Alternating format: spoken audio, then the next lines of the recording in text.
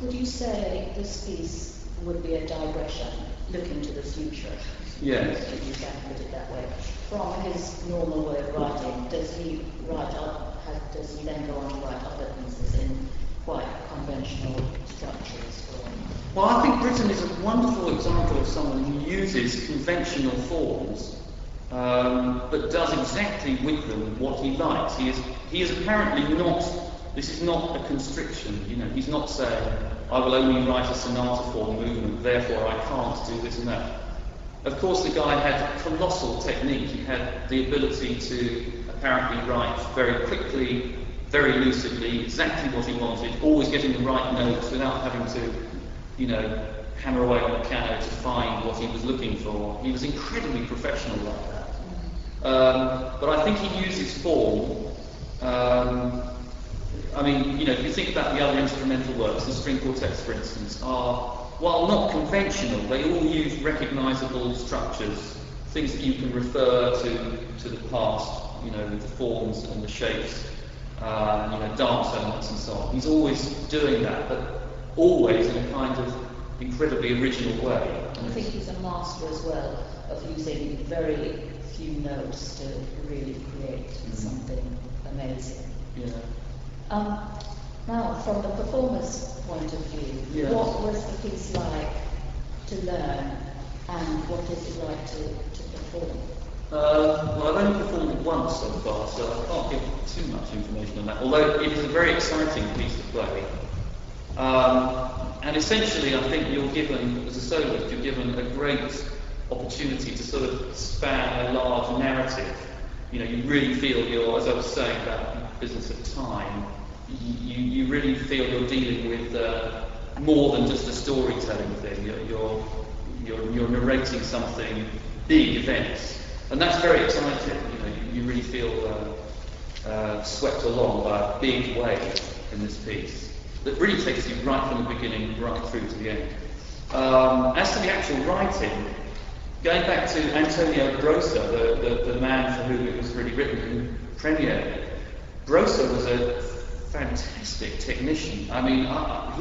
One of the reasons that he slipped out of the sort of musical pantheon of great violinists, I think, is because curiously he didn't seem to record anything, just for whatever reason. No big label record company recorded his playing. But I do have a tape at home of him playing this piece amongst some other solo violin things, and it is ferociously fantastic playing. And apparently he was a specialist of playing things in fingered octaves. So this piece, for instance, has a lot of octaves and passage work, which were obviously made to fit Brosa's style, and everything that he did well is in this piece. And in a way, that's always the privilege of someone who gets to commission or be the vehicle or the voice for something that's written newly. Dare I say, I even managed to do that a bit when you wrote your violin concerto, which I played. I was able to say to you, no, don't write it quite like that. Do it like this. That'll sound much better because I can do that really well. But I think paradoxically, that sort of put off a lot of other violinists because, for instance, there's one passage in the last movement, which is very fast in sixes. In the original version, that's all in octaves, and it seems absolutely ludicrous. No one would, in their right mind, would even attempt to do that. But Brosa did. I think probably quite a lot of people just took one look at that and thought, well, I'm not playing that. That's such a traditional thing, and it's such a wonderful vehicle, I think, as well, for the performer and the composer to have such a collaboration. Yes. The composer might write something slightly differently because he's writing it for a particular player. I think that's wonderful. I think it actually allows more rather than closing down things. Well, I guess it cuts both ways. I think there is a kind of natural vanity on the part of the performer because, they want to have the performances. They don't want other people to play it for a while, They want to have it tailor-made. They want to be asked to play it and to feel that it is theirs, which isn't really fair, perhaps, on the composer who simply wants to get it played. It's made by who? So I guess that cuts both ways. Britten did revise the score though, and always he had about 3 or 4 goes at it. much later, in the 60s, he took another look at it and he thinned it out. I don't really know what he did with the orchestration. I imagine he possibly thinned that out a little bit too, although it's still a very bulky score. But the violin part is relieved of some of its most horrendous moments technically, which we're all very grateful for. Why did you choose this piece? I like the idea, going back to this vanity idea, I like the idea of playing music that not many other people have played.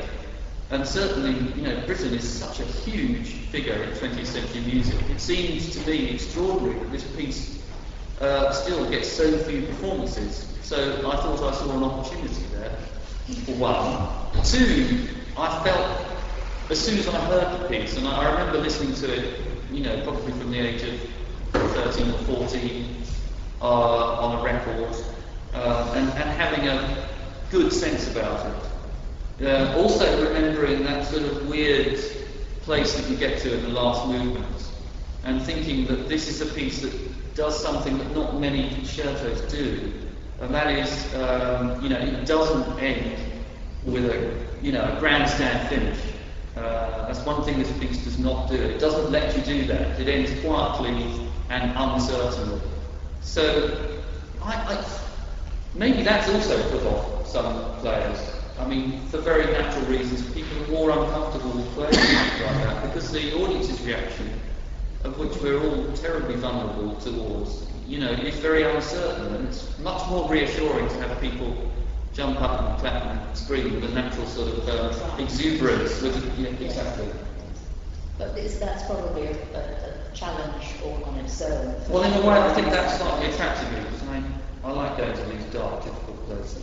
Would you say that this piece gives a lot of freedom for the performer to interpret? Yes, I do. But, having said that, I go back to say that Britten is such a fantastic craftsman that he leaves you really without too much doubt about exactly what he means. Thinking about even amongst other contemporaries of Britten, I think there's probably more uncertainty just in the notation in a great many other composers than there is with Britten. But that's not to say that you are then, shoehorned into playing it only one way. That there are large portions of it which are quite rhapsodic, when you are encouraged to be very free. I'm thinking particularly of, the very opening for the violin is wonderfully kind of free, almost sounds like improvisation. It sort of modulates all over the place and it kind of grows. Also, there's a wonderful passage at the end of the first movement, which is like a kind of recitative, and you have great freedom there. We talked about two Spanish influences so far. There's the Spanish Civil War, and there's the fact that the first violinist who played it was Spaniard. Could you tell us how the music itself reflects some of the Spanish influence? Well, let me just... The thing that sort of dominates the whole first movement is this little figure.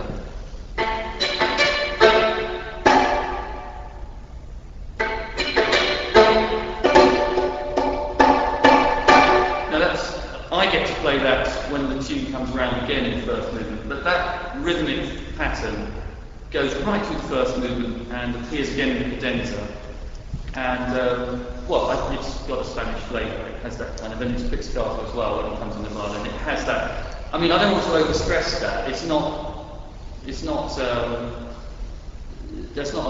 vulgar kind of Spanish thing, but it's there all the time. And he uses that rhythmic thing as a sort of threat most of the time in the first movement, and it sort of hovers about.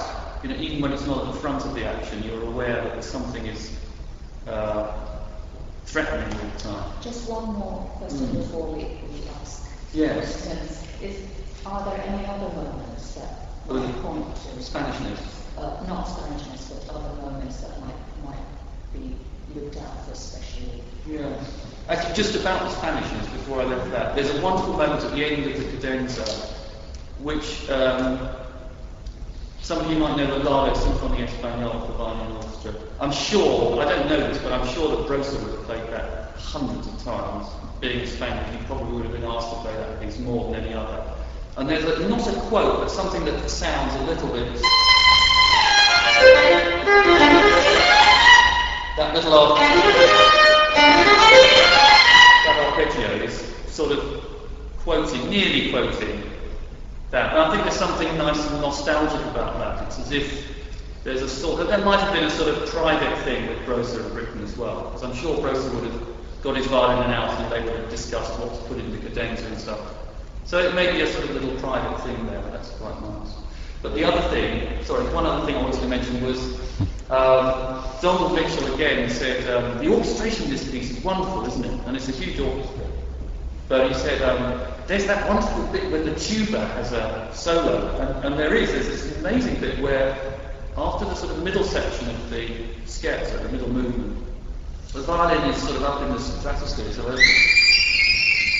but from there, two piccolos sort of hover down whilst coming up from underneath. Is this amazing tuba solo. So you have sort of something coming down like this and something coming up from way down bottom.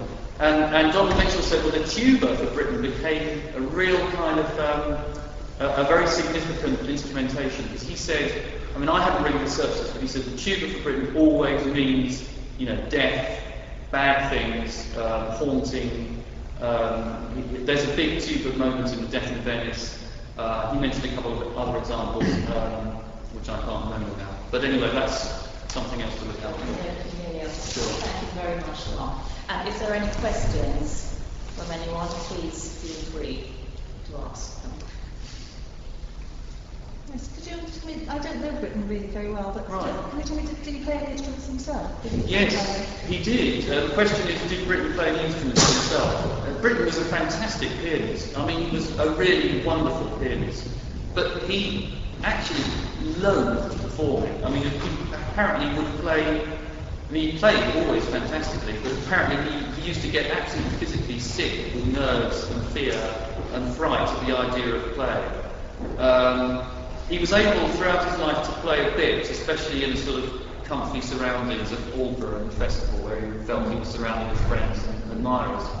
But there are lots of stories in the biographies and things of him being absolutely just petrified of going out. He would always play fine, but...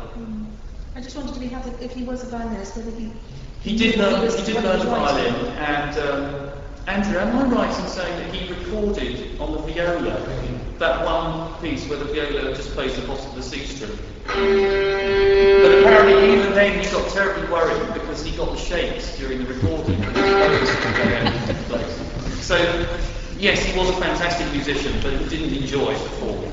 Yeah. Any other?